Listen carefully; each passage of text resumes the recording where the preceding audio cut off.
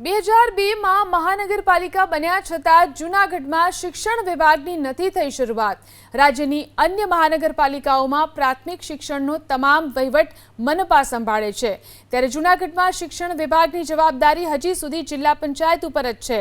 વિપક્ષ નેતા લલિત પરસાણાએ આરોપ લગાવ્યો કે શહેરના નાગરિકો શિક્ષણ ઉપકર તરીકે મોટી રકમ ચૂકવતા હોવા છતાં તેમના બાળકોને મહાનગરપાલિકા ગુણવત્તાયુક્ત શિક્ષણ આપી શકતી નથી। આ સાથે જ આરોપ લગાવ્યો કે સત્તાધીશો રોડ, ગટર અને પાણી જેવા કામોમાં જ વ્યસ્ત હોય છે, જ્યાં તેમને નાણાકીય ફાયદા મળે। જિલ્લા પ્રાથમિક શિક્ષણાધિકારીએ પ્રતિક્રિયા આપી કે જિલ્લામાં આવેલી 710 પ્રાથમિક શાળાઓનું સંચાલન હાલ જિલ્લા પંચાયત સંભાળી રહી છે। મહાનગરપાલિકા તરફથી આ શાળાઓ પોતાના હસ્તક લેવા માટે આજ સુધી કોઈ સત્તાવાર દરખાસ્ત કરવામાં આવી નથી।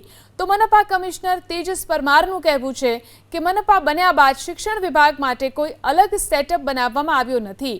આ મુદ્દો શિક્ષણ વિભાગ અને મનપા વચ્ચેના સંકલનનો હોવાનું કહી મનપા કમિશનર ફક્ત એટલું જ કહી શક્યા કે અત્યાર સુધી કોઈ સત્તાવાર પ્રસ્તાવ રજૂ થયો નથી। જો આગામી સમયમાં દરખાસ્ત આવશે તો નિયમ મુજબ વિચારણા કરવામાં આવશે।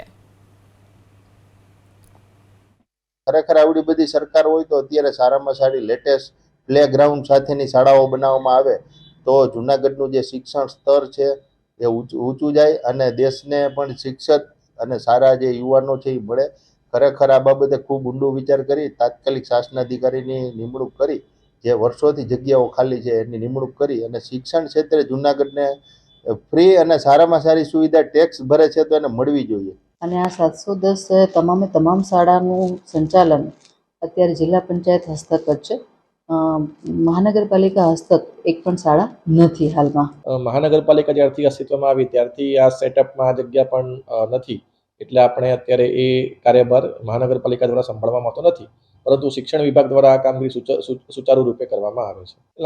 એકચ્યુઅલી શિક્ષણ વિભાગ અને વિભાગ વચ્ચેના પ્રશ્ન હોય છે, એટલે એમાં જે પણ કાર્યવાહી જે નિયમ અનુસાર કરવાની થતી હોય એટલે એમાં હજુ સુધી એવી કોઈ પ્રપોઝલ આપણી પાસે આવી નથી, એટલે દરખાસ્ત એ પ્રમાણેની આવશે તો એમાં ચોક્કસ વિચારણા કરીશું।